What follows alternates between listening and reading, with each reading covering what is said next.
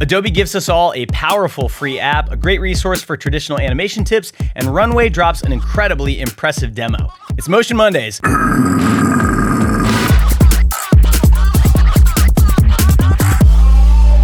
Let's kick this off with a blast from the past. Festival title sequences have always been a playground for motion designers to flex their creative muscles, and one standout from 2009 still holds up. Dutch studio One Size's opener for the Playgrounds Festival. What makes this piece special? Well, it took a simple concept, two dudes about to throw down, and transformed it through clever camera mapping and 3D projection techniques. The staccato editing and awesome sound design, punctuated by drifting camera moves with blood and sweat suspended in space, creates this incredible tension. Back then, this kind of 3D camera projection in Cinema 4D wasn't common practice, and it really showcased how far you could push the kid stays in the picture effect. I also think this is an example of how limitations can inspire creative solutions. They only had 3 weeks to produce it, so using still imagery and making it seem like footage let them work fast. Sometimes necessity is the mother of invention, and it worked out great for this piece. This title sequence demonstrates how simple concepts executed brilliantly can hang even with today's high production value festival openers. Check out the full piece at the link in the description. Epic's new unified marketplace, Fab.com, is now live, bringing together content from Unreal Engine Marketplace, Sketchfab, and Quixel under one roof. While the site looks slick and is easy to navigate, it's stirring up some controversy. The biggest talking point is that Quixel Megascans, previously free, will start costing money next year. Here's the silver lining. You can still grab all those Megascans for free through December 31st. Check out Jonathan Winbush's tutorial for the how-to. The price changes are raising eyebrows, with some assets seeing up to a 10x increase. For example, that space environment bundle you've been eyeing, it'll set you back $1,500 for professional use. While these high-quality assets probably deserve their price tags, it does take a ton of work to build them. It's a significant shift for Unreal users used to accessing many of them for free. The question is, will this affect Unreal Engine adoption, or will artists simply adjust and move on? I'm curious what you think, so leave a comment below. Big news from School Motion headquarters. Our Fall B session kicks off on November 4th with two heavy hitters, Photoshop and Illustrator Unleashed, and After Effects Kickstart. In the first course, the one and only Jake Bartlett will show you how to create pro-level artwork for motion design from scratch, using the most popular design apps on the planet. Meanwhile, award-winning artist Noel Honig's After Effects Kickstart takes you all the way from the basics to transitions and eventually crafting a fully animated piece in just 8 weeks. Both courses come loaded with unlimited critique, 24/7 community access, and monthly live streams. So sign up soon if you're ready to dive into the world of motion design. Speaking of opportunities, one of our goals at School of Motion is to open up the world of motion design to more artists. So our winter scholarship applications are now open through November 24th, with decisions dropping on November 29th. Sign up on our site, the link will be in the description, and submit your application if our courses are currently out of reach for any reason. And one last thing, mark your calendars. Tomorrow, Tuesday, October 29th at 2 p.m. Eastern, we're hosting a can't-miss live stream with Google's UI/UX team. Amanda McCormick and Ivan Witteborg will spill their guts on landing a gig at one of tech's biggest players. Fair warning, this one won't be recorded, so hit that notify bell and don't sleep on it. We hope to see you there. Autodesk is jumping into the AI pool with both feet thanks to their Wonder Dynamics acquisition. They're rolling out neural motion control in Maya, trained on mountains of mocap data to help streamline character animation. The demo showed off some impressive quadruped animation, usually a massive time sink, that animators can then tweak to their heart's content. They're also adding AI-powered slow motion effects in Flame and smarter denoisers to speed up render times. Some of the tech comes from Wonder Studio, acquired by Autodesk earlier this year, which can already automatically swap humans for CG characters while handling camera tracking, lighting, clean plate generation, and compositing. While the practical applications are still to be determined, it could be a serious time saver for character animators. The real test will be seeing how it performs in the trenches. Let us know what you think about this in the comments.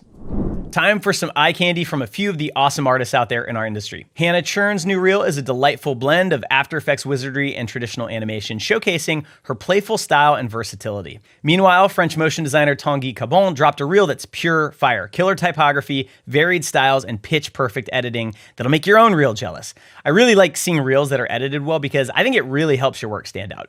And if you haven't discovered Yukai Do yet, prepare to have your mind blown. Her illustrations are incredibly dense, yet perfectly balanced with color and composition that'll make you question everything you know about design. It's wild to me how her work can be so complex and still so easy to look at. Her color and composition chops are astounding.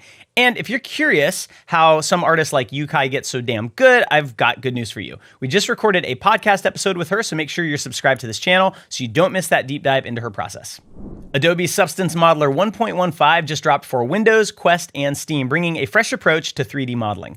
Beyond the clay sculpting tools you may already know and love, you can now kick off projects with primitives and use Boolean operations to craft complex shapes. Then flip them into clay mode for traditional sculpting before sending them straight to Substance for texturing.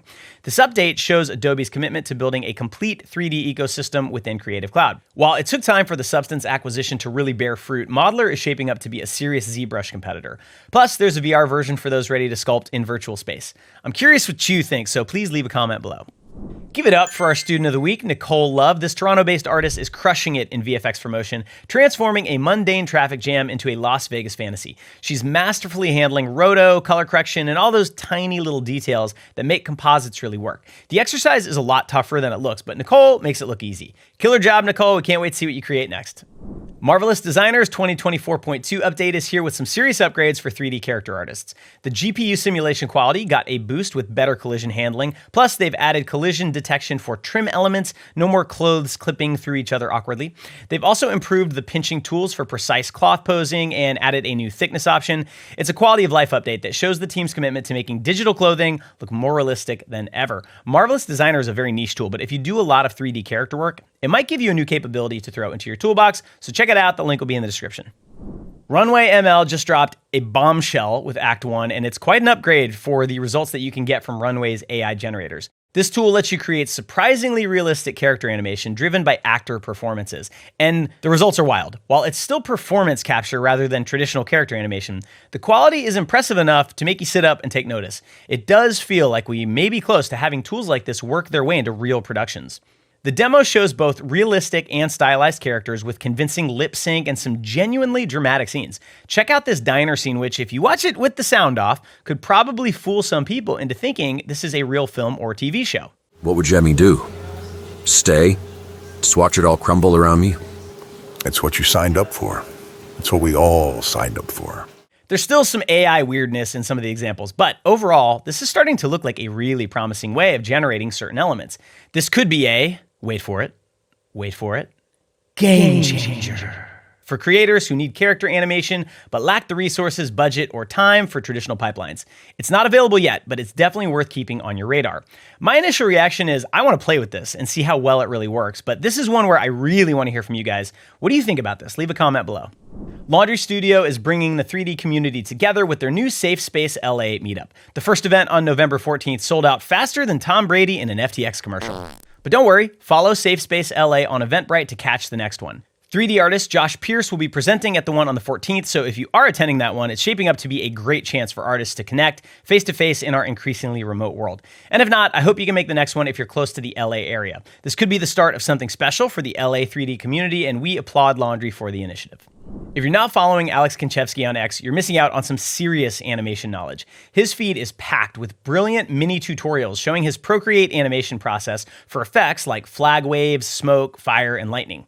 Even if you're an After Effects purist, his traditional animation approach to effects will level up your understanding of timing and spacing and how traditional animators approach complex movements. His tutorial style is concise, yet packed with insights. Definitely worth a follow. The link will be in the description. Adobe just fired a shot across Procreate's bow by making their digital illustration app Fresco completely free. This move follows Procreate's strong anti-AI stance earlier this year. I really fucking hate generative AI. And it feels like Adobe might be playing chess while everyone else is playing checkers. Fresco packs over 1,000 brushes, both raster and vector, which is unique to Fresco, animation tools, and tight integration with Creative Cloud apps. The vector brushes are particularly interesting since they'll export straight to Illustrator and, being vector, can scale to any size. While Procreate remains a beloved powerhouse, it's still my favorite iPad app. Adobe is making a bold play for market share. Whether this shifts the landscape remains to be seen, but hey, free is free, so if you got an iPad, it's worth taking Fresco for a spin. And that wraps up another packed Motion Mondays. Don't forget, our Fall B session starts November 4th. Scholarship applications are open, and catch that Google Livestream tomorrow, Tuesday the 29th at 2 p.m. Eastern. Hit subscribe so you don't miss any updates, and we will see you next week.